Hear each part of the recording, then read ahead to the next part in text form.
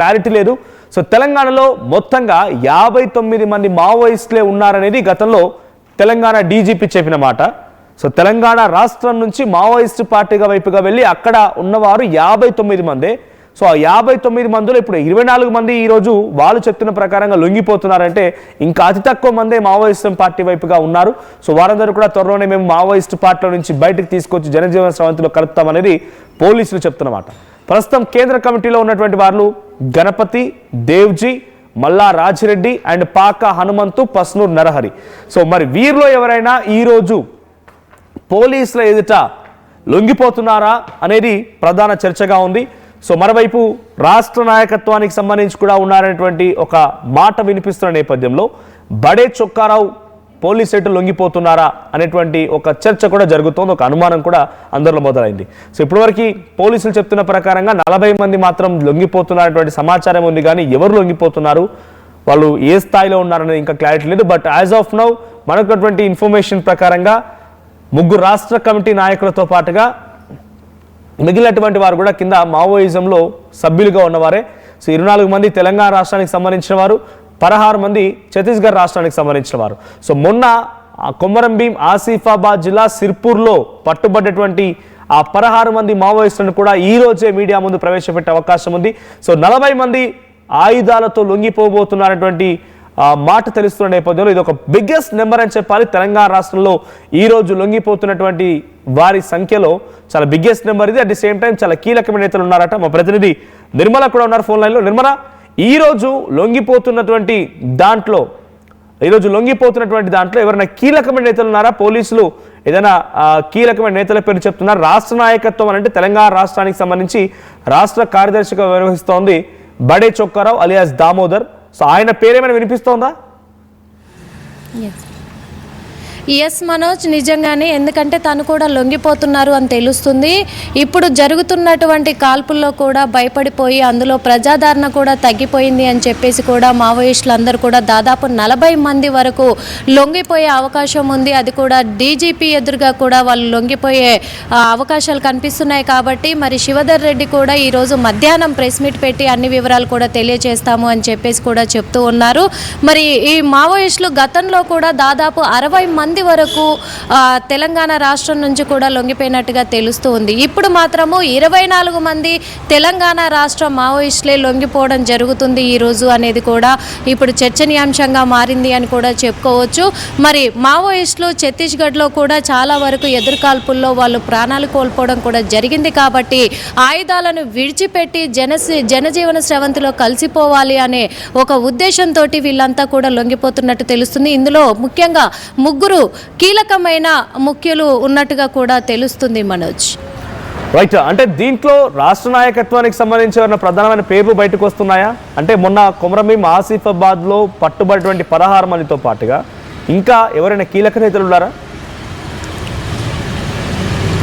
Yes, ఒక 10 మంది పేర్లు మాత్రము వినబడుతూ ఉన్నాయి. అందులో వచ్చేసి కూడా కమిటీలో ఉన్నటువంటి వాళ్ళలో గణపతి, దేవ్జీ, అలాగే మల్లా రాజిరెడ్డి, పాక హనుమంతు, వాళ్ళతో పాటు తెలంగాణలో ఉన్నటువంటి వాళ్ళలో మాత్రము కార్యదర్శి కూడా సత్యనారాయణ రెడ్డి, కంకనాల రాజిరెడ్డి, ముప్పిడి సాంబయ్య, పవనానందరెడ్డి, అలాగే రత్నాబాయి వీళ్ళంతా కూడా లొంగిపోతున్నట్టుగా తెలుస్తూ ఉంది Manoj. Right, thank you Nirmala. So మొత్తంగా మావోయిస్టు పార్టీకి సంబంధించి రోజు రోజుకి ఆదరణ తగ్గిపోతోంది. టెక్నాలజీ పరంగా భద్రతా బలగాలని, పోలీసులను కూడా ఎదుర్కోవడానికి ఏమాత్రం కూడా మావోయిస్టులకి అంత టెక్నాలజీ లేదు. సో పైపెచ్చు ఆపరేషన్ కగార్ పేరుతో కేంద్ర ప్రభుత్వం ఎక్కడికక్కడ జల్లెడ పడుతోంది అడవులన్నింటినీ కూడా. సో హిడ్మా లాంటి వ్యక్తుల్నే పట్టుకోగలిగింది, హిడ్మా లాంటి వ్యక్తుల్నే హతమార్చగలిగింది అనుకున్నప్పుడు ఇంకా మావోయిస్ట్ పార్టీలో చాలామంది ఉన్నప్పటికీ హిడ్మా లాంటి వ్యక్తులు కొంత పవర్ఫుల్, ప్రధానంగా వినిపించిన పేర్లు. అటువంటి సిచ్యువేషన్లో ఇంకా కింది స్థాయిలో ఉన్న వాళ్ళు, లేకపోతే ఆయన తర్వాత పనిచేస్తున్న వాళ్ళు, రాష్ట్ర నాయకత్వం అయినా కేంద్ర సభ్యులైనా కూడా వారంతా ఇబ్బంది పడుతున్నారు, భయపడిపోతున్నారు. సో ఏ వైపు నుంచి పోలీసులు, భద్రతా బలగాలు వచ్చి తమని అంతమొందిస్తాయో, లేదంటే మావోయిస్టు చెప్తున్న ప్రకారంగా బూటకోపి ఎన్కౌంటర్ల పేరుతో తమని హతమారుస్తాయో తెలియక ఇబ్బంది పడుతూ ఉన్నారు.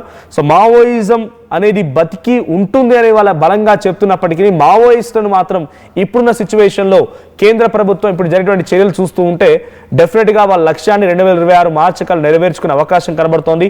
సో ఈరోజు డీజీపీ శివధర్ రెడ్డి ఎదుట 40 మంది మావోయిస్టులు లొంగిపోయే అవకాశం కనబడుతోంది.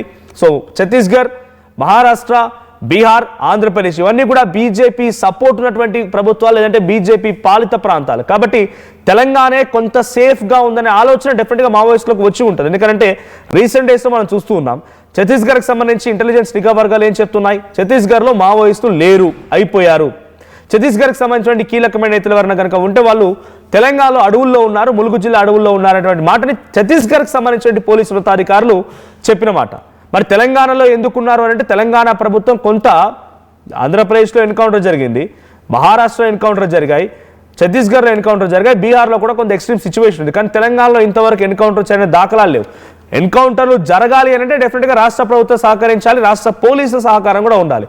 సో ఇక్కడున్న సిచ్యువేషన్లో తెలంగాణ రాష్ట్రానికి సంబంధించిన నాయకత్వం ఉన్న మావోయిస్టు ఎవరైనా ఉన్నా కూడా లొంగిపోతే అవకాశం కల్పిస్తామనేటువంటి మాటను చెప్తూ ఉన్నారు.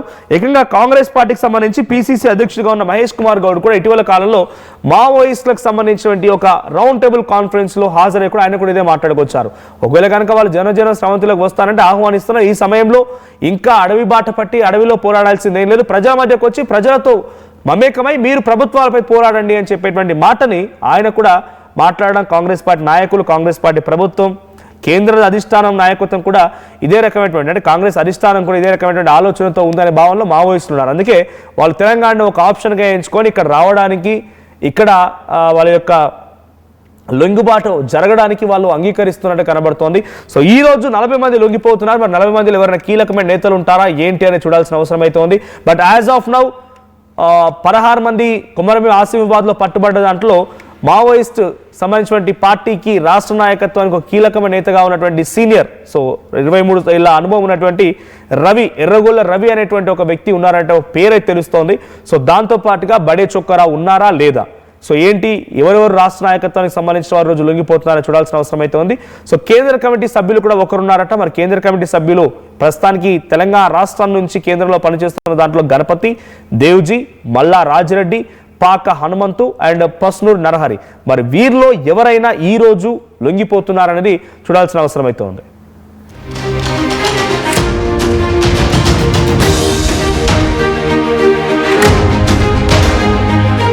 ఒకప్పుడు హైటెక్ సిటీ దగ్గర తక్కువ ధరలో ప్లాట్లు కొనుక్కుని బాగుపడ్డారు. తర్వాత ఓఆర్ఆర్ దగ్గర, ఇప్పుడు అవకాశం త్రిబుల్ ఆర్ దగ్గర వచ్చింది. ఇప్పుడు షాద్ నగర్ వైపున్న స్వర్గసీమ వెంచర్ లో